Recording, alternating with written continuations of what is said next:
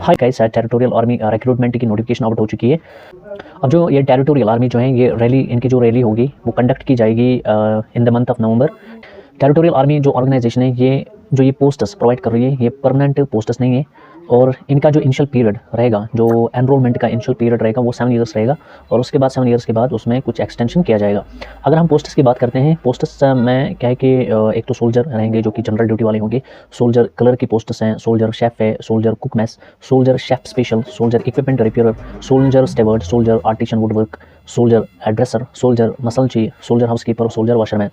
तो अगर हम एलिजिबिलिटी की बात करते हैं, इसमें अगर हम एजुकेशनल क्वालिफिकेशन हम देखते हैं, जो सोल्जर जनरल ड्यूटी वाले होंगे उनकी जो क्वालिफिकेशन होनी चाहिए वो क्लास 10 होनी चाहिए। और उनमें 40 और उनके जो मार्क्स होने चाहिए वो 45% होनी चाहिए। और हर किसी सब्जेक्ट में 33% मार्क्स होने चाहिए। और अगर हम सोल्जर कलर की बात करते हैं, वो 10+2 होना चाहिए।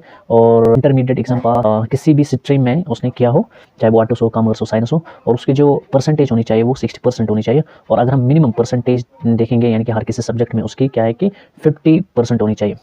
और सोल्जर ट्रेड्समैन की अगर हम बात करते हैं, ऑल ट्रेड्समैन, सभी ट्रेड्समैन एक्सेप्ट हाउसकीपर और मैस कीपर के, यानी कि इनके बगैर जो सोल्जर ट्रेड्समैन होंगे उनकी जो क्वालिफिकेशन होनी चाहिए वो क्लास 10 होनी चाहिए।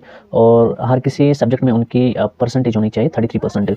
और अगर हम सोल्जर ट्रेड्समैन की बात करते हैं, जिसमें कि हाउसकीपर और मैस कीपर आएगा, उसकी जो क्वालिफिकेशन होनी चाहिए वो क्लास 8 पास होना चाहिए। और हर किसी सब्जेक्ट में 33% होनी चाहिए।